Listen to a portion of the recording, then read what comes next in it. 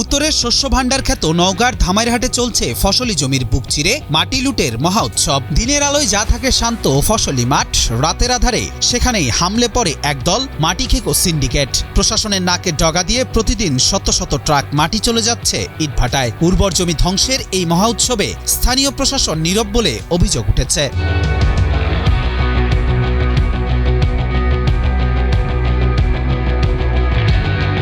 সরেজমিনে ধামাইরহাট উপজেলার বিভিন্ন এলাকা ঘুরে দেখা যায় রাত গভীর হতেই জেগে ওঠে একদল নিশাচর মাটি খেকো। ভেকু দিয়ে গভীর গর্ত করে ট্রাকে তুলে নেওয়া হচ্ছে জমির উর্বর মাটি।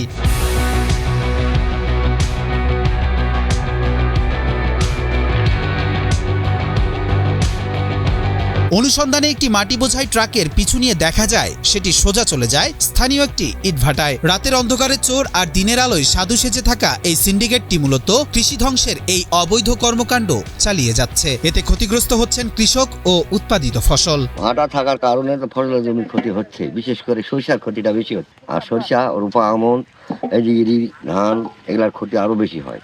এক্সট্রিম মশার কয়েল প্ল্যান্ট ফাইবার দিয়ে তৈরি, তাই সহজে ভাঙে না, সুগন্ধিযুক্ত ও নিরবিচ্ছিন্নভাবে চলে। ডেঙ্গু, চিকুনগুনিয়া বাহি সহ যে কোনো মশার বিরুদ্ধে দেয় এক্সট্রিম সুরক্ষা। একবার এমন ক্ষতি হয়েছিল তো সেটা পূরণীয় নয়। বরেন্দ্র অঞ্চল হিসেবে খ্যাত নওগাঁর 11টি উপজেলা ধান, আলু, সরিষা ও আম চাষে সমৃদ্ধ। বিশেষ করে ধামাইরহাট উপজেলায় প্রচুর পরিমাণে কৃষিপণ্য উৎপাদিত হয়। ফসলি জমির টপসয়েল বা ওপরের স্তর কেটে নেওয়া হলে জমির উর্বরতা মারাত্মকভাবে হ্রাস পায়। এতে অতিরিক্ত রাসায়নিক সার প্রয়োগ ছাড়া ফসল উৎপাদন সম্ভব হবে না, যা দীর্ঘমেয়াদে খাদ্য সংকটের ঝুঁকি তৈরি করবে বলে জানান উপজেলা কৃষি অফিসার। এই টপসয়েলের মাটিটা কাটলে জমির উর্বরতা শক্তি নষ্ট হয়ে যায়, ফলে জৈব সার বা রাসায়নিক সার প্রয়োগ না করলে এই উর্বরতা শক্তিটা জমি নিতে পারে না। এর জন্য আমরা কৃষকদেরকে পরামর্শ দিই কখনোই যেন টপসয়েলটা কাটানো হয়। এ বিষয়ে ধামাইরহাট উপজেলা নির্বাহী অফিসারের সঙ্গে যোগাযোগ করা হলে তিনি ঠিকানা ও বিস্তারিত তথ্য জানতে চান। তবে তথ্য দেওয়ার পরেও এখন পর্যন্ত কোনো দৃশ্যমান ব্যবস্থা নেয়নি উপজেলা প্রশাসন।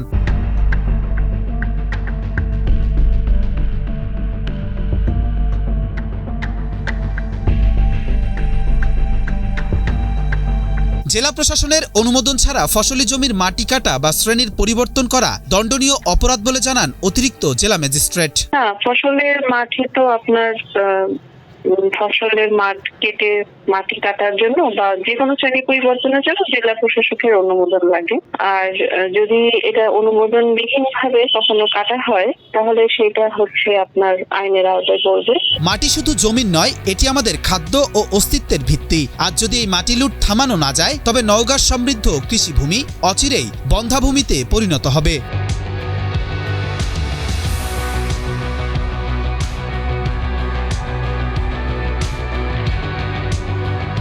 মোহাম্মদ মাহফুজুর রহমানের পাঠানো তথ্যচিত্রে ডেস্ক রিপোর্ট, কালের কণ্ঠ।